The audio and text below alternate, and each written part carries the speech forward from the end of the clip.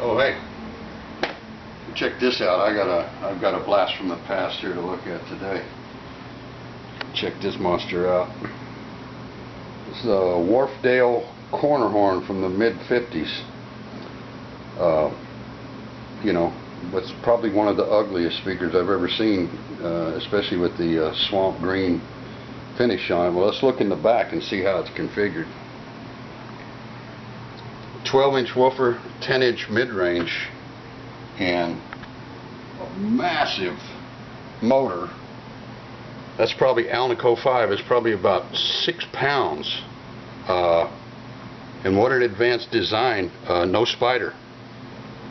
Spiderless tweeter.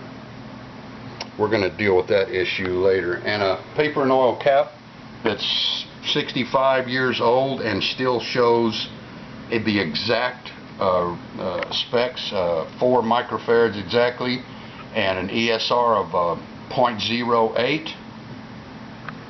Pretty good for a 65-year-old capacitor. But here's what I really wanted to point out to you. Here's one of the same 12s that I did some time ago, and you can see that we have the typical foam rot. And what I've done here is I've replaced the foam, in this case, with a flex air edge, because I had to find one that would fit on here, and the physical fit in this case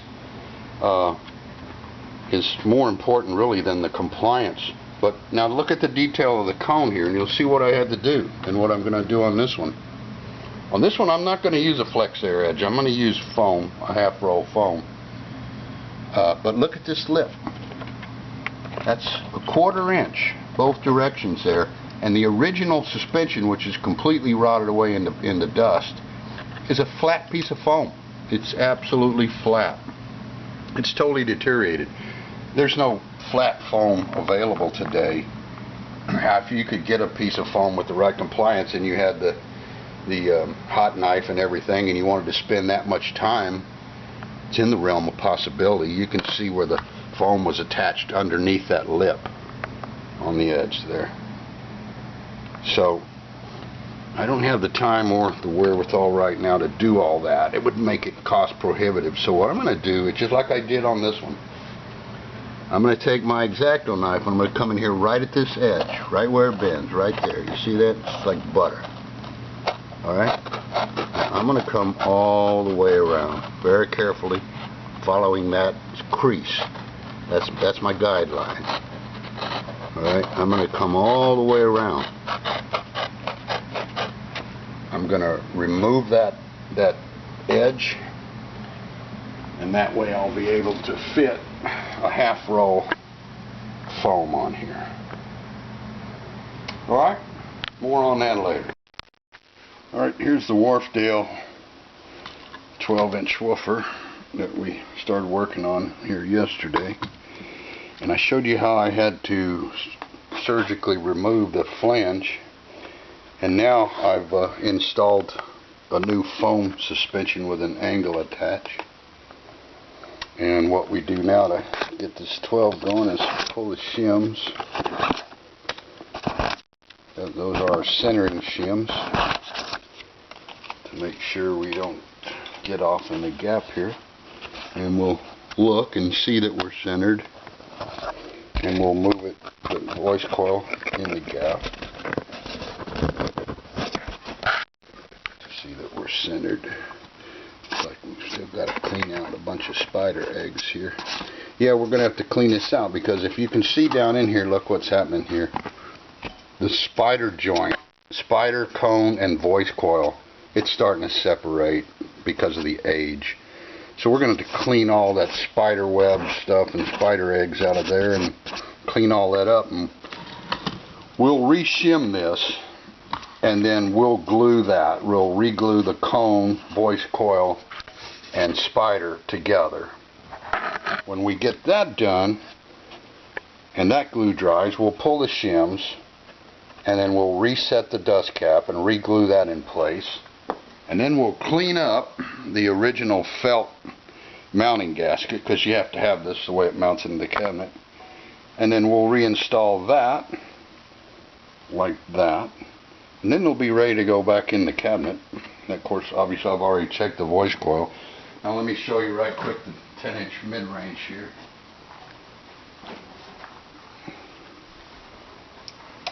Alright, this a smaller version of the 12-inch woofer, but once again you see that flange there that's made for the flat suspension. So we're going to take that flange and we're going to come around here with a real sharp X-Acto knife, and we're going to surgically remove that flange. Now when we do that, it's going to look like this with the flange removed. And once again, we'll carefully cut this dust cap along here, making sure that we don't cut into the voice coil wires, because that will ruin the speaker. And then what we're going to do is the 10-inch that we have for it has to be reduced in size. So we cut it, and now we're going to reduce it. And what we want to do is get the right distance, this all the way around here, the same reveal.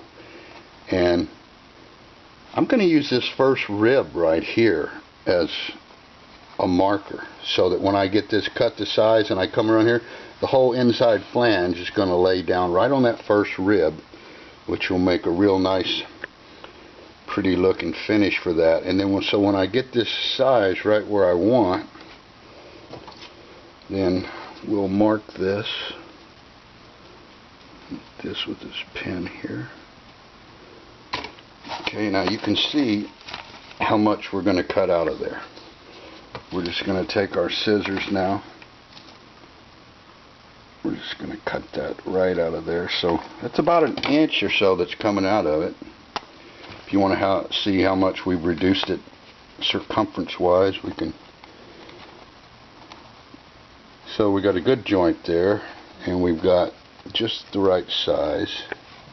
We're good on our outside, we're good on our inside, because now you can see how much, because we're going to be right down that first rib. So we've got about a 1/4 inch landing all the way around to get a good good bond there. So, and then once we get that all cut and glued back together and put down, the same thing, we'll clean up the 10-inch gasket, and we'll reuse that, even though it's kind of cheap, it's kind of bug bit, but it'll still work. So alright, here's what our Wharfedales look like now that they're finished. Couldn't do much about the bug eaten felt here, but there's enough of it there where it'll seal in the box right. So here's your woofer, rebuilt edge, 10-inch mid-range, same thing, rebuilt edge.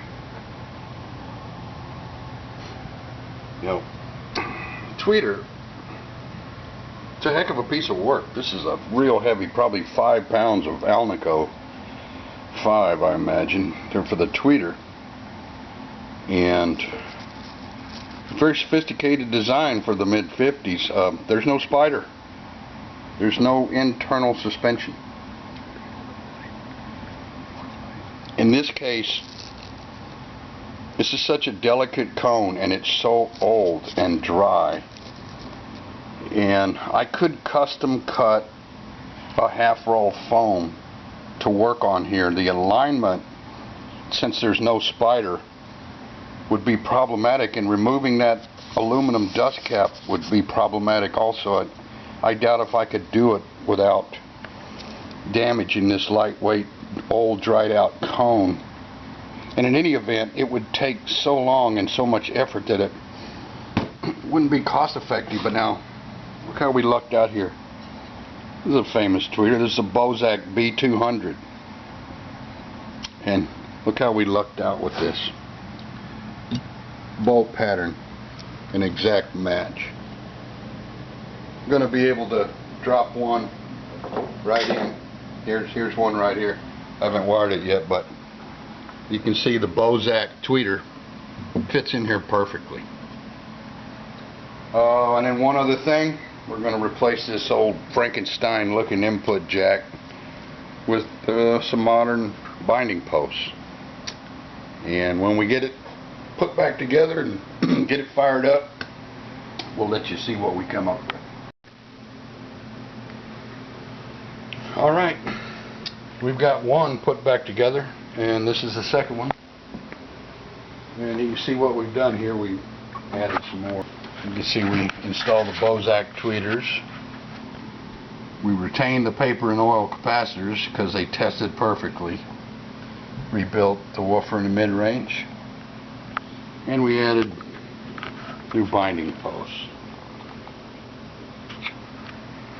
Alright, we'll give you a listen here in a minute.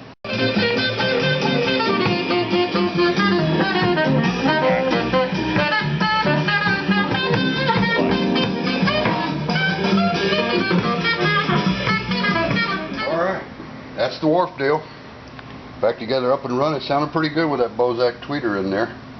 It actually sounds better than I thought it would, but you know, we've got to have it in a corner to get the you know, as much bass as we can get out of it. So there's your Wharfedale.